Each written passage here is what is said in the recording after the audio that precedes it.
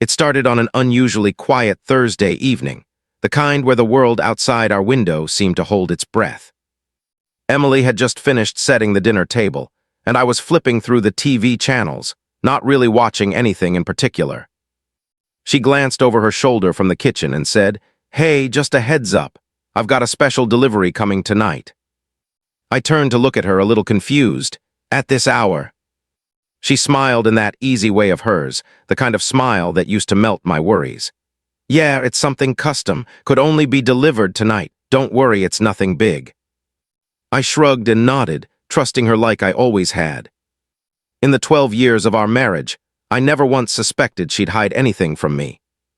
Dinner went by smoothly, quiet as usual, with the sound of utensils against ceramic plates and the occasional chuckle from whatever sitcom was on in the background. We didn't talk much anymore. Routine had replaced romance, and comfort had long since buried curiosity. Around 8:05 p.m. the doorbell rang. Emily leapt up a little too quickly, wiping her hands on a dish towel before walking to the front door. I followed her with my eyes from the living room, something in my chest tightening, though I couldn't explain why. When she opened the door, I could only see the back of her head and part of a tall man standing at the threshold, wearing a black hoodie and dark jeans, not exactly what you'd expect from a delivery guy. He was holding a large rectangular box wrapped in plain brown paper with no shipping label or branding. Emily gave a soft laugh, that high-pitched, nervous kind of laugh she always did when she was caught off guard. She whispered something to him, and he whispered back, too low for me to hear. Then she turned halfway toward me and said, "Babe, I'll take care of this. It's just that thing I mentioned earlier." I tilted my head. "Want me to help carry it in?" She shook her head so fast I barely had time to finish the sentence. No, it's delicate, I got it." The man stepped inside briefly, carrying the box himself like it weighed nothing. Emily led him down the hallway, past the living room and into the back storage room we rarely used, the one where we kept Christmas decorations and boxes of old photo albums. I heard the click of the door closing behind them. My brows furrowed. It was odd, not because of what happened, but because of what didn't. No clinking sounds, no unpacking noises, no idle chit-chat, just silence. I stared at the hallway for a minute longer, then forced myself to turn back to the TV. I tried to focus on the show playing, but every punchline fell flat in my ears. Minutes passed, 10, then 20. Still nothing. I stood up, walked to the kitchen, poured myself a glass of water, and pretended I wasn't listening for the faintest sounds from that back room. Eventually, the door creaked open and I heard soft footsteps. I sat back down just as Emily re-entered the room, alone, brushing a strand of hair behind her ear. "Everything okay?" I asked. She smiled. "Yup, just had to unwrap and check the condition." I waited a beat, and the delivery guy. "Oh, he left through the back door, said he had another drop-off nearby." I nodded slowly, something cold uncoiling in my gut. She didn't look me in the eye as she passed by and went upstairs. I followed minutes later, finding her already under the covers, scrolling through her phone. The air felt different in our bedroom that night, heavier. Maybe it was just my imagination, or maybe it was the sense that something was slipping through my fingers. I laid beside her in silence, listening to the ceiling fan whirl overhead. At some point, I must have dozed off, because the next thing I remember was waking up at 2:11 a.m., parched and disoriented. I padded quietly out of bed, careful not to wake her, and went downstairs for a glass of water. That's when I noticed the faint glow coming from the living room. My feet froze on the staircase. The TV was off. No lights had been left on. Emily was obsessive about turning them off.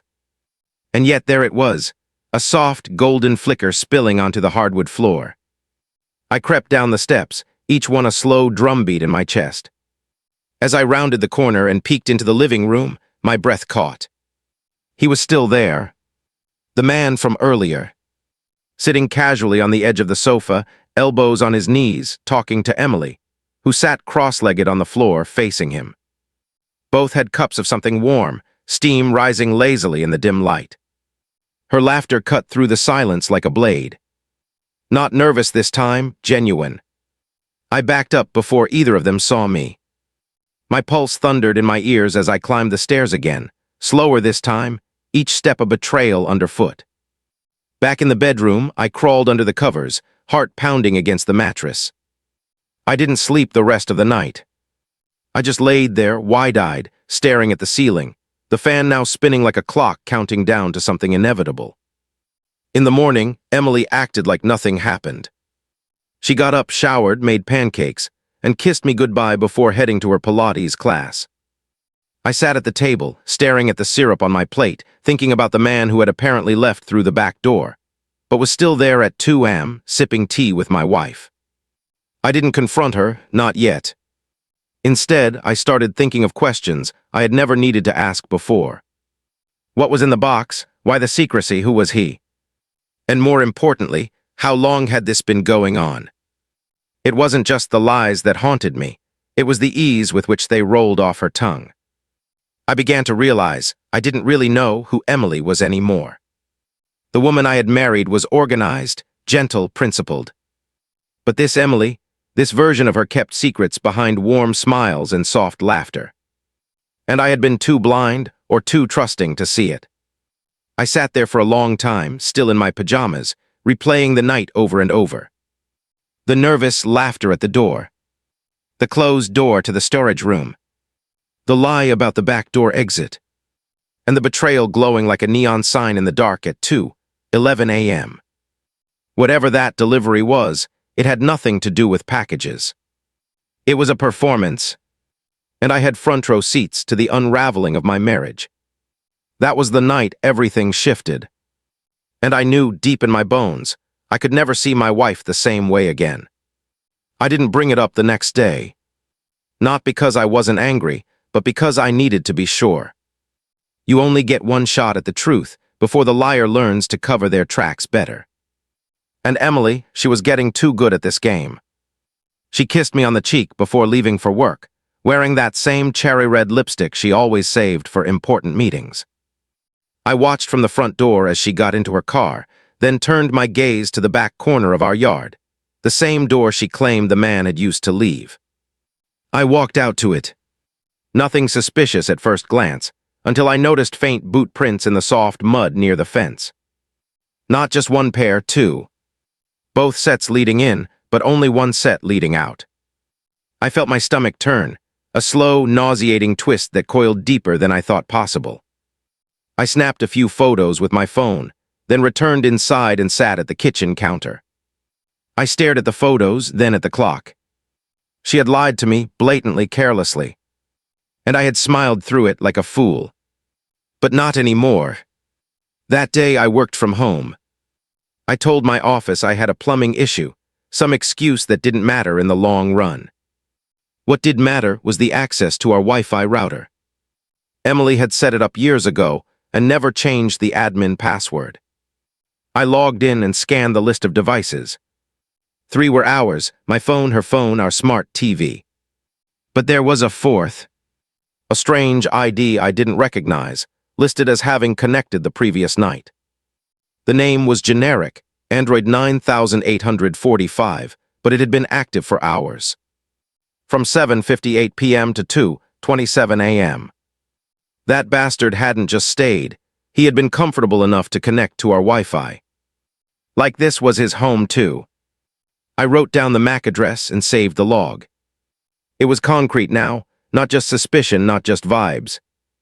I stood up and opened the back room where Emily had taken him the night before. The air inside still smelled faintly of cologne, not mine. I opened the storage boxes, pretending to look for Christmas lights. But what I found was even more telling. 2 coffee mugs in the trash can under the desk. One had lipstick. The other had a faint smear of what looked like caramel syrup, her favorite coffee flavor. And tucked beneath an old fleece blanket was a tiny phone charger. One we didn't own. I picked it up carefully and held it like it might burn me. It was proof again, and yet I still didn't want to believe it. I pocketed the charger and closed the door.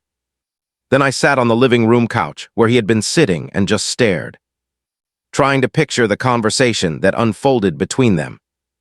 What secrets were whispered while I lay upstairs, naive and dreaming. I spent the rest of the day looking through our bank statements, trying to see if there were patterns. Unusual purchases, unexplained cash withdrawals, or strange subscriptions. And there it was, $82.49 charged weekly to a boutique hotel not far from her workplace. The charge appeared every Thursday. Same day as the delivery. Same day as last night. I checked her calendar. Every Thursday for the past 2 months, she'd marked down vague terms. Meeting, client lunch, vendor check-in. I stared at her handwriting and wondered how I had missed it. How had I let her routine become a cloak for deceit? By evening, I felt sick. Not just mentally, but physically, like my insides were rejecting everything. I couldn't look at her the same way anymore. Even the sound of her car pulling into the driveway made my skin crawl. She came through the front door, acting as if nothing had happened. "Hey babe, how was your day?" she asked, setting her bag down. "Same old," I said. "Plumber never showed." A lie, but not nearly as big as hers. She smiled and kissed me on the forehead. "Poor thing, want me to make dinner?" I nodded numb. And as she chopped vegetables, humming softly to herself, I wondered who taught her to fake it so well. I excused myself to the study and closed the door. Pulled up the hotel's website, found the manager's email. Drafted a message, pretending to be doing a credit card verification. Asked if someone under the name Emily Callahan had stayed or reserved anything in the past 8 weeks. Sent it. Then sat in the dark for a long, long time. At midnight, I heard her footsteps stop outside the study. A soft knock. "You okay in there?" she asked. "Just finishing something up for work," I replied. "Don't stay up too late." "I won't." She lingered a moment, then walked away. And I sat there, staring at the glowing screen, waiting for answers. Half hoping they wouldn't come. The next morning, I woke to an email. From the hotel manager. "Hello, yes, Ms. Callahan has visited us 7 times over the last 2 months. Room 214 was typically reserved for her.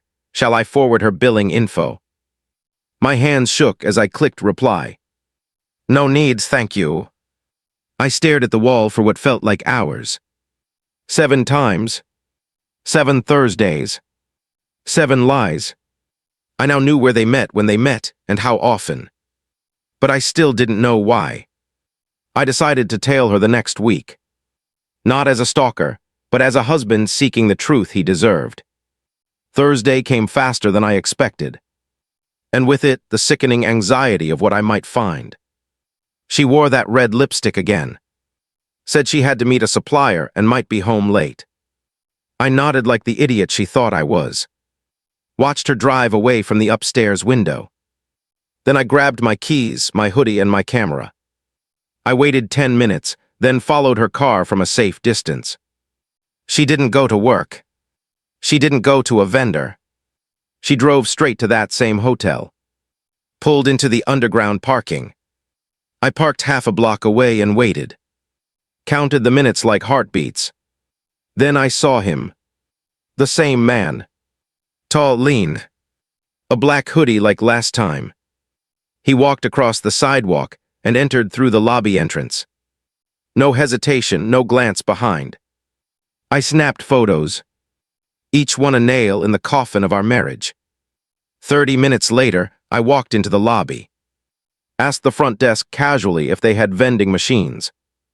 They directed me toward the hallway by the elevators. I nodded politely and walked right past it. I made it to the 2nd floor and stood by a vending machine, pretending to make a choice. Then I heard it. Her voice. Laughing. From room 214. Door slightly ajar. I didn't look in.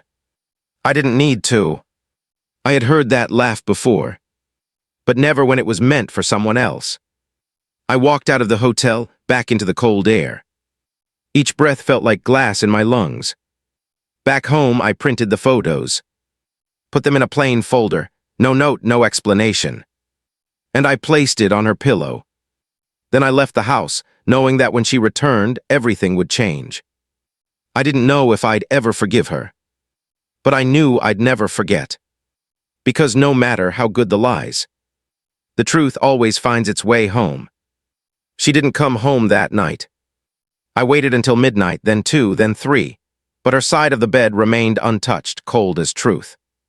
The folder I'd left on her pillow sat exactly where I'd placed it, unopened.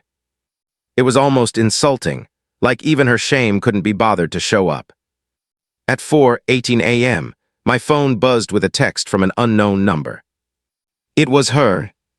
"I need space, don't contact me for a while." No apology, no explanation, not even an acknowledgement of what I knew she saw. I stared at the screen for 10 minutes trying to feel angry, but all I felt was hollow. Then I powered off the phone and threw it into the sock drawer. Let her sit in the silence she created. The next morning, the air in the house felt heavy with absence. Her perfume still clung faintly to the bathroom towel, like some ghost that refused to leave. I stood in front of the mirror for longer than usual, trying to recognize myself. The man in the reflection had bags under his eyes, a clenched jaw and a heart ripped in half. I didn't shave. I didn't care. Instead, I spent the morning going over every little detail I'd missed, every skipped heartbeat, every nervous laugh, every canceled dinner over the past few months. It wasn't just that she had betrayed me. It was how cleanly she did it. How easily she compartmentalized her lies, like drawers in a file cabinet. I opened my laptop and began digging deeper. If she was this methodical with her affair, what else had she been hiding? I logged into our joint accounts and downloaded every statement for the last 6 months. Most expenses were standard: groceries, bills, subscriptions. But a handful stood out. 2 recurring payments to a gym I didn't know she belonged to. A boutique florist in a different zip code. 3 separate Venmo transactions marked with a single red heart emoji and nothing else. I opened the florist's site and called the number listed under customer inquiries. A polite woman answered, cheerful. I told her I was following up on a surprise bouquet order placed by my wife, and I'd lost the tracking. She asked for the customer ID. I gave her Emily's name. "Yes, I see 3 recent orders," she said brightly. "Delivered to Mr. Jard L. on Brookwood Avenue. Would you like to resend the same bouquet?" "No," I said quietly, "thank you." Jard. So now the bastard had a name. The next thing I did was type Jard L. Brookwood into Google. 3 hits. 1 LinkedIn profile, 1 business license, and 1 photo. The photo made my blood run cold. It was the same man I'd seen in my house. Same dark hoodie, same smug posture, same goatee.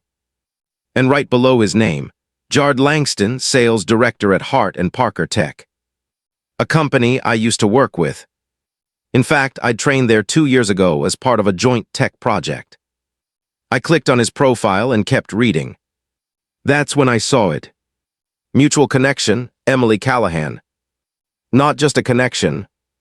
They worked together for 6 months on a short-term marketing project. That's where they met. That's where it started. And that's where it should have ended. But Emily let it grow in the dark, like mold behind pretty wallpaper. I sat back in my chair, exhaling slowly. This wasn't a random fling. This was premeditated. Deliberate. A calculated replacement for the life we built together. And the worst part, I wasn't even sure she felt guilty. Not truly. Because if she did, wouldn't she be here? Wouldn't she have called, written, shown even an ounce of remorse? I went into the guest room and opened the old file cabinet. Inside was a folder labeled Wills and Estate. I pulled it out and began reviewing everything: titles, joint assets, power of attorney documents. We had built our lives together, brick by financial brick. And now those bricks were cracking.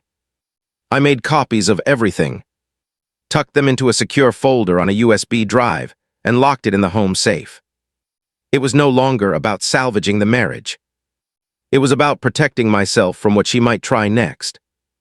At noon, the doorbell rang. I wasn't expecting anyone. When I opened the door, I nearly stepped back.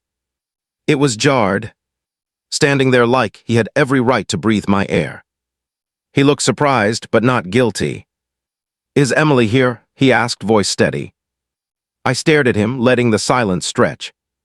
"She's not," I finally said. He gave me a slight nod. "Okay, just wanted to return something she left." From behind his back, he pulled out a velvet pouch. "I didn't take it.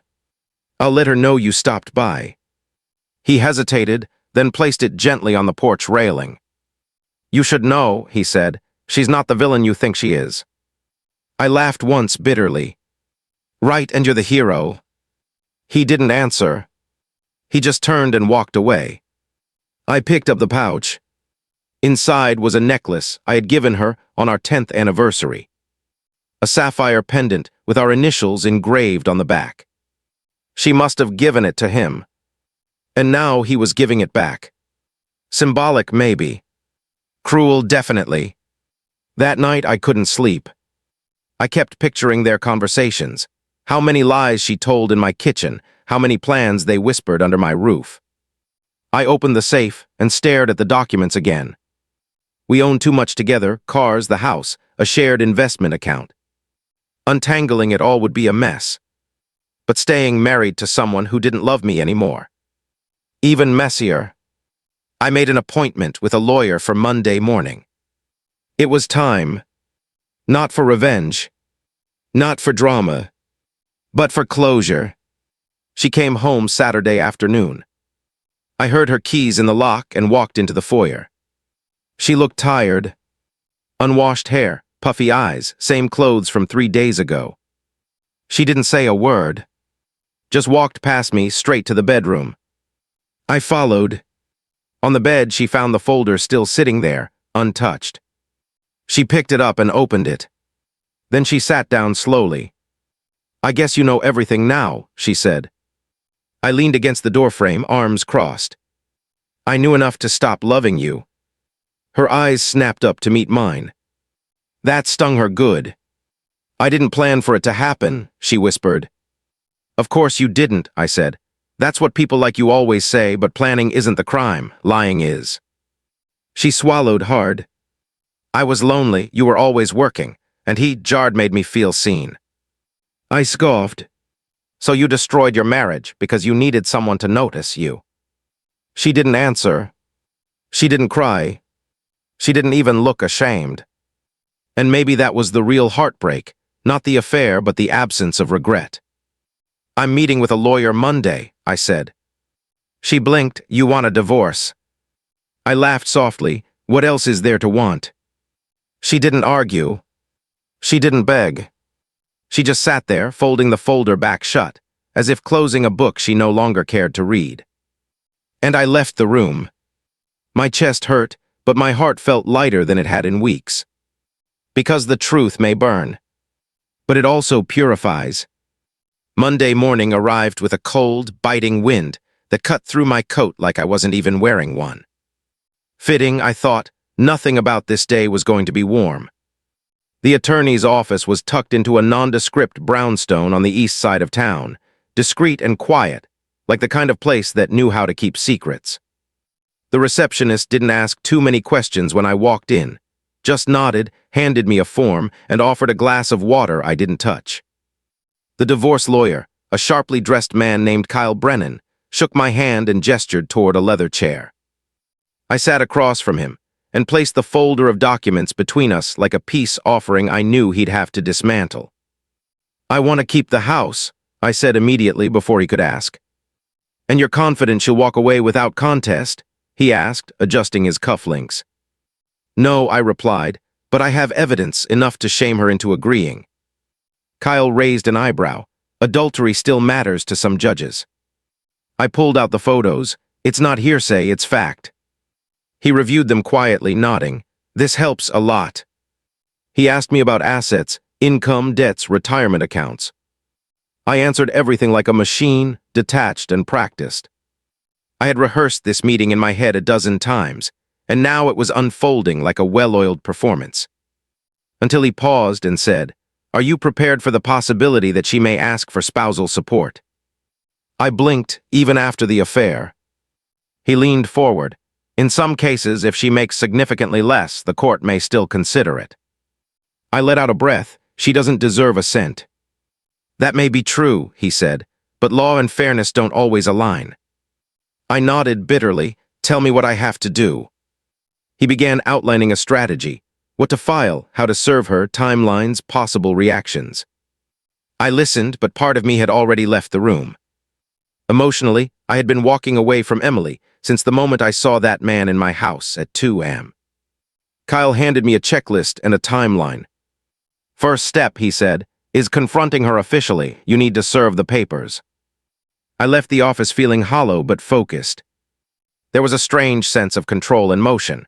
When the damage is done, sometimes movement is the only thing keeping you upright. That night, Emily didn't speak much. She sat across from me at the dinner table, eating leftover pasta like nothing had changed.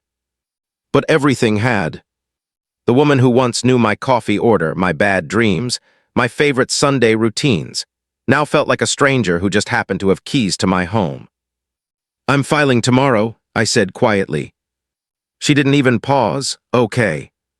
Just that, no plea, no denial, no fight. I think that was the moment I stopped hoping for remorse.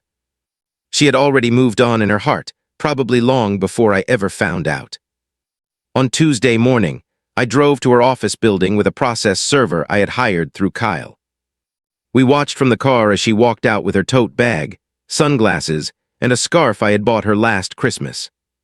He stepped out, approached her, and handed over the envelope. She took it with a bored expression, barely glancing at the contents before walking away. I didn't expect drama, but I expected something. Anger, embarrassment, anything human. But she just accepted it, like a business memo. I watched her disappear into the building. Then I sat in the car for 20 more minutes, just breathing. Later that evening, I got a text from her. I'll sign, just send me what you need. I stared at the screen for a long time. There was no heartbreak in her words, only convenience. She had already discarded the marriage like a receipt from a store she didn't want to return to. I forwarded the message to Kyle, and he sent over the draft. Meanwhile, I began to prepare myself for the fallout. I removed her name from the utility bills. Canceled the joint streaming subscriptions. Changed the passwords to everything we once shared. It felt petty in moments, but mostly it felt like reclaiming pieces of myself that had been diluted by her lies. One night, I found an old photo album tucked in the back of our closet. It was dusty, forgotten, like the version of us that once existed. There were photos of our wedding, our honeymoon, the first apartment we'd rented in the city. I stared at a picture of her laughing on a beach in San Diego. It felt like looking at a stranger I used to love. I closed the album and packed it in a box marked Emily. By the end of the week, her things were neatly stored in the guest room. I didn't throw anything away. I wasn't looking for revenge. Just peace. 2 days later, she texted me again. Can I come pick up my stuff Friday night? I replied with a time and added, please bring someone with you. She responded with a thumbs-up emoji. It struck me how easy this was for her. Like she had already planned the exit before I ever saw the signs. Friday came and she arrived right on time. Not with Jard, thank God, but with her sister, Claire. Claire avoided my eyes as they walked in. They went straight to the guest room, loading boxes without speaking. It took them 40 minutes. Before she left, Emily stood in the doorway one last time. She glanced at the living room, the couch, the family photos still on the wall. Then she turned to me. I'm sorry, she said. It was quiet, like a wind that doesn't bend trees but still rustles the leaves. I didn't say anything. I just nodded once. She walked out. And that was it. 12 years of history reduced to a cardboard box, and a silence I didn't know how to fill. The next morning, I removed the last traces of her. The toothbrush in the holder, her shampoo in the shower, a scarf behind the laundry door, and the framed wedding photo in the hallway. I took it down and placed it in the back of a drawer, unsure whether to burn it or keep it as evidence of who I once was. For the first time in months, I slept without waking up in a cold sweat. There were no dreams. Just sleep. The kind that only comes after your heart finally stops fighting a battle it already lost. The house was quiet in a way I had never experienced before. Not just silent, but still like something had been removed and nothing had replaced it. Even the refrigerator's low hum felt like an intruder in that new emptiness. I walked from room to room, my footsteps sounding louder on the hardwood floors. There was no more scent of lavender shampoo wafting from the bathroom. No trace of her music playing softly in the background while she cooked. It was as if she had never been here. Like she had walked out and taken every version of herself with her, leaving only blank walls and vacant drawers. At first, I thought I would feel free. I expected some kind of relief when her presence was gone. But instead, I found myself overwhelmed by the weight of loneliness. It wasn't sadness, not anymore. It was the realization that I didn't know who I was without her. I had spent so many years orbiting around her needs, her plans, her moods. And now that gravity was gone, I was floating in my own life, anchorless.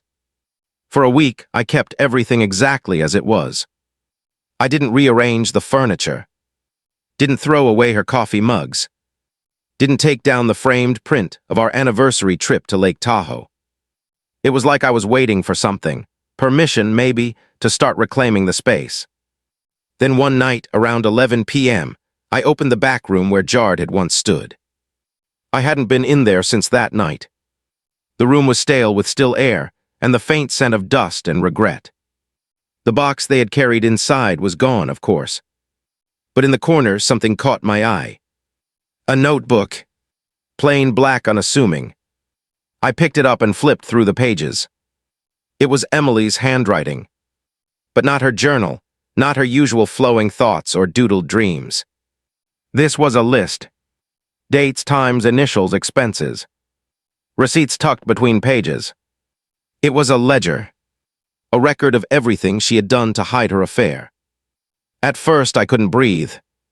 Then I sat on the floor, back against the wall, and read every page. It wasn't just Jard. There had been others. Messages from someone named M. A payment to a rideshare driver for a pickup 2 blocks from our home. Even a cash transfer to a hotel in New York, one I had never heard of, but she had visited during a conference. My hands trembled as I turned each page, my throat burning with every revelation. It wasn't one betrayal. It was a pattern, a life lived behind a curtain, while I stood center stage thinking we were writing the same script. And the worst part, there were notes, small, cold reminders like husband works late, don't call after 6, be discreet, use cash. Like I was an obstacle to navigate, not a person to consider. I felt nauseated, used, mocked. I sat there for hours, the notebook open on my lap, my mind spinning like a hurricane in a snow globe. At some point, I got up, walked to the kitchen, and poured myself a glass of whiskey. I hadn't had a drink in months. I stared at the amber liquid before swallowing it in one motion, letting the burn remind me I was still alive. The next day, I didn't go to work. I called out sick and sat on the porch with that notebook, flipping through it again. I needed to understand how deep this ran, how much of my life had been edited by someone else's lies. That evening, I met with Kyle again. I handed him the notebook without saying a word. He opened it and raised his eyebrows. "This is extensive," he murmured. "Can it help?" I asked, voice low. "Legally," he said. "Not in court unless she contests and denies, but morally, absolutely." He gave me a long look. "You want to take her to court or just be done?" I didn't answer right away.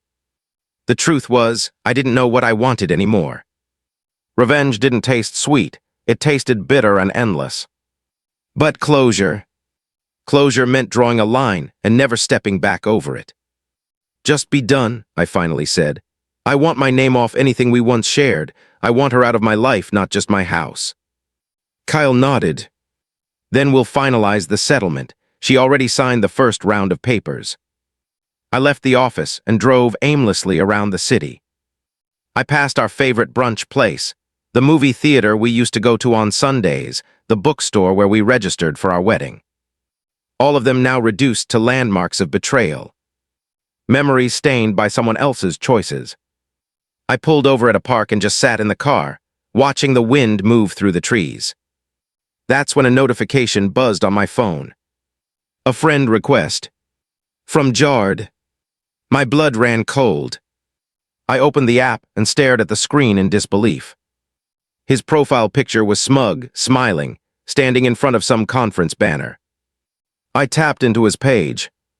He had posted a photo that morning, holding hands with a woman.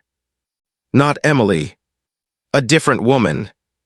And the caption read, "When you know, you know." My jaw clenched. So he was already done with her too. I scrolled back. 3 weeks ago, he had posted from a ski trip with the same woman, while Emily had been in our home, pretending to repair what was broken. I dropped the phone on the passenger seat and laughed bitterly. She wasn't just betrayed by me walking away. She had been betrayed by him, too. I guess cheaters cheat, even on each other. Later that night, Emily texted me. "Can we talk?" I ignored it.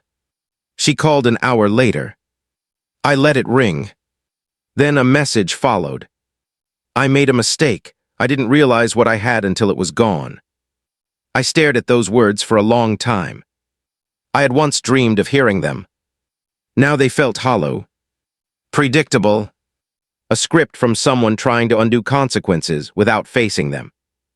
I didn't reply. I went to bed with my phone on silent and finally slept soundly. The next morning, I went to the courthouse to submit the final paperwork. When I walked out, it felt like the sun hit me a little differently. Lighter, like something had lifted. I wasn't healed yet. But for the first time in months, I wasn't bleeding anymore. The final divorce papers were processed on a Thursday morning, almost poetic, given how Thursdays had become the cornerstone of her betrayal. The clerk stamped them with a dull thud, like a gavel ending a long, drawn-out trial where no one won. I walked out of the courthouse into the spring sunlight, squinting against the glare as if the world itself was asking me to start fresh. No one was waiting for me. No confetti. No hugs. Just the sound of passing cars and the slow, quiet exhale of freedom. I thought I'd feel more, something dramatic, triumphant, maybe even broken, but instead I felt still. Clean, like someone had finally turned off the static in my mind. I walked to my car with the final decree in a manila folder, and for the first time in months, I didn't feel the urge to call her. I didn't feel like explaining anything to anyone. My story was over, and I didn't owe a sequel. I stopped for coffee at a place I'd never been before. New names, new faces, no memories stitched into the cushions or corners. When the barista asked for my name, I gave it to her softly, and when she smiled, I realized something strange. It felt good to be seen again. Not as a husband, not as a betrayed man, just as me. I sat in the corner with my coffee, watching strangers live their lives. A couple laughed over shared earbuds. A man in a suit was arguing over a Zoom call. A teenage girl in headphones tapped her pencil to a rhythm only she heard. Life went on, and now so would I. I drove home with the windows down, letting the wind erase whatever tension still clung to my skin. When I pulled into the driveway, everything looked different. Not because the house had changed, but because I had. For weeks I had seen this place as a ruin, a crime scene. But now it felt like a blank canvas. I stepped inside and didn't flinch. Her absence no longer echoed. It was quiet but not empty. I made a list that evening.